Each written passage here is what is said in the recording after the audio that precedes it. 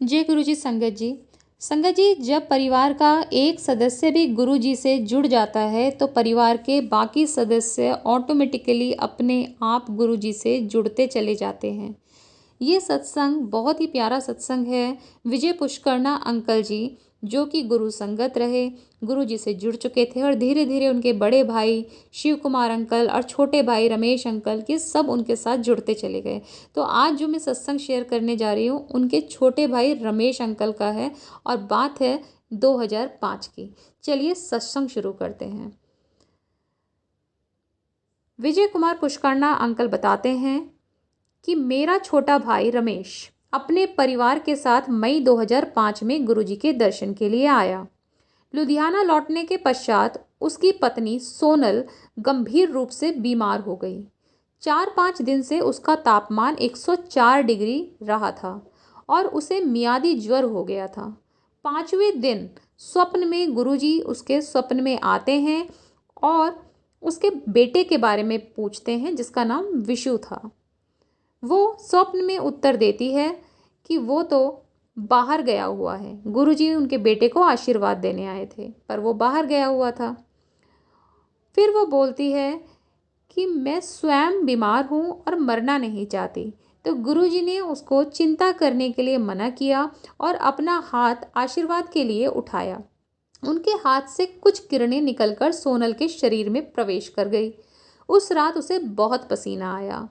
ज्वर घटने की निश्चित निशानी जो है वो है पसीना आना। तो अगले दिन सुबह उठकर जब रमेश अंकल ने अपने भाई को फ़ोन करके बताया स्वप्न के बारे में, तो उस दिन से उनकी जो वाइफ है उनका जो फीवर है वो धीरे धीरे कम होना आरंभ हो गया और कुछ ही दिनों में वह स्वस्थ भी हो गई। तो एक ही दर्शन में गुरुजी ने उनके ऊपर अपनी दयावृष्टि की थी। वह सभी दर्शनार्थियों को देखते हैं और परखते हैं और उनका ध्यान भी रखते हैं। गुरुजी महाराज की जय हो। अब जो दूसरा सत्संग है रमेश अंकल का ही है जिसमें उन्होंने गुरुजी के साथ शिव के रूप में नृत्य भी किया। तो ये बात है नवंबर 2005 की, जब एक दिन रमेश रामायण का पाठ कर रहे थे। तो रामायण का पाठ करते हुए उस अंश पर पहुँचे जहाँ पर गुरु की महिमा का वर्णन आता है। उसने गुरुजी के बारे में सोचा और एकदम अपने विचारों में उनके पास एम्पायर एस्टेट पहुंच गया। उसने गुरुजी को अपने कक्ष से बाहर निकलते हुए देखा। उसने गुरुजी को आलिंगन में लिया तो वह 2 आकृतियों में विभाजित हो गए। एक अपने आसन पर जाकर बैठ गई और दूसरी शिव स्वरूप धारण कर 15 मिनट तक रमेश के साथ नृत्य करती रही। नृत्य करते हुए उसने गुरुजी से प्रश्न किया कि क्या अन्य लोग उन्हें देख सकते हैं, तो उन्होंने नकारात्मक उत्तर दिया और बोले कि उसे केवल आनंदित होना चाहिए। नृत्य के उपरांत शिव गुरुजी के शरीर में प्रवेश कर गए। इसी अवस्था में रमेश ने लंगर ग्रहण किया और वापस अपने घर आ गया। कुछ दिन बाद जब रमेश गुरुजी के दर्शन के लिए दिल्ली आया तो उसने यह अनुभव मुझे बताया। गुरुजी ने रमेश को अपने घर बनाने के लिए आशीर्वाद भी दिया था। यद्यपि वो बहुत परिश्रमी था, पिछले 10 वर्षों से वह अपना घर नहीं बना पाया था, पर मई 2006 को वह अपने घर में प्रवेश भी कर सका। जय गुरुजी।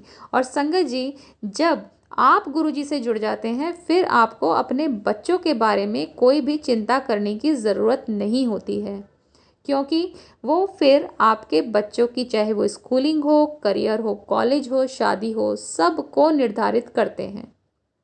तो उसके बाद जब रमेश अंकल जुड़ चुके थे तो उनकी एक बेटी है देवयानी जो बहुत ही बुद्धिमान रही, बट वो हमेशा पढ़ाई में सेकंड नंबर पर आती थी। कक्षा में द्वितीय स्थान मिलता था, पहला किसी 1-2 अंक की वजह से कोई और को मिल जाता था।